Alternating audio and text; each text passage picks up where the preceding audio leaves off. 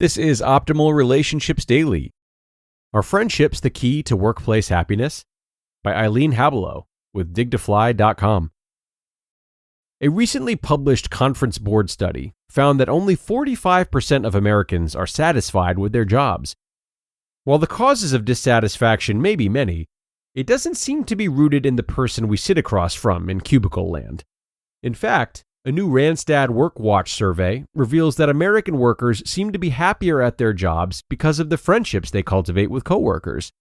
67% reported that having friends at work makes their job more fun and enjoyable, and 55% feel that these relationships make their jobs worthwhile and satisfying.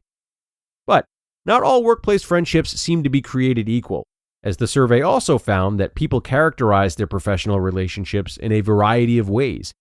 From personal friends with whom they interact inside and outside of work, 38%, to friendships limited to the workplace and workplace functions, 32%, to even friendships cultivated out of sheer necessity for convenience of work purposes or alliances, 17%.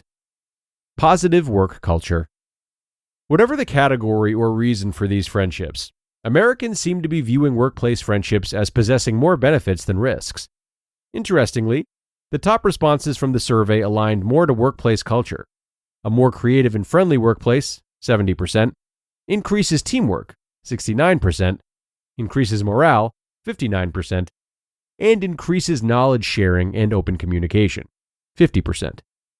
There's no denying that workplace friendships can contribute to a positive workplace culture, including increased productivity and creativity, heightened morale, enhanced personal performance, and stronger team cohesiveness. But many times employees aren't even aware that these small but positive changes are good for their company's overall business.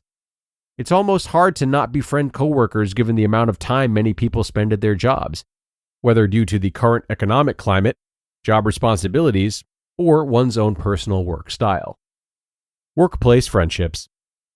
On the flip side, some employees do see risks in having workplace friendships, most commonly because they feed gossip, 44%, create favoritism, 37%, blur professional boundaries, 37%, or create conflicts of interest, 35%. Fewer believe that these friendships can cause others to feel uncomfortable, 26%, reduce productivity or performance, 22%, reduce constructive feedback or openness, 19%, or reduce loyalty to the company, 6%. Although some working adults see a downside to having workplace friendships, just 12% felt that making friends at work was risky. It probably doesn't come as much of a surprise, then, that managers have a slightly different view of workplace friendships. When asked whether they support or encourage the development of friendships in the workplace, 49% indicated that they did, while only 29% of non-managers felt their workplace supported these relationships. This difference in perception provides an excellent opportunity for managers and employees to talk about the importance of building relationships with team members and fostering an environment of support and collaboration. The survey also found that managers were more likely to feel that workplace friendships create conflicts of interest and cause other employees discomfort. Blurred lines. Regardless of personal beliefs, there is no denying that the lines between working Americans' personal and professional lives have blurred.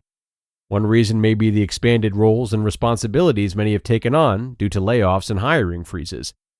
Roughly a third of survey respondents said that their family knows their friends from work, 39%, and that they discuss personal matters with their workplace friends, 32%. However, a similar number, 37%, felt that it was smart to keep personal and professional lives separate. Not surprising, only 5% stated that there was no one at work that they considered to be a friend. So, what do workplace friends do outside of the four walls of the office?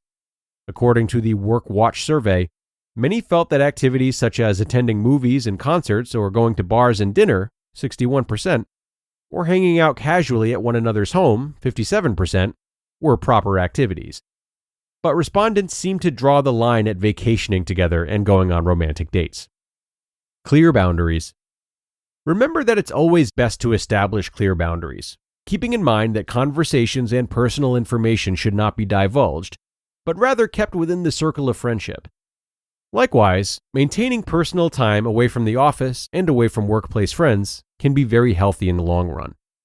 What do you think? Do you have a best friend at work? Do you need a friend at work to enjoy your job?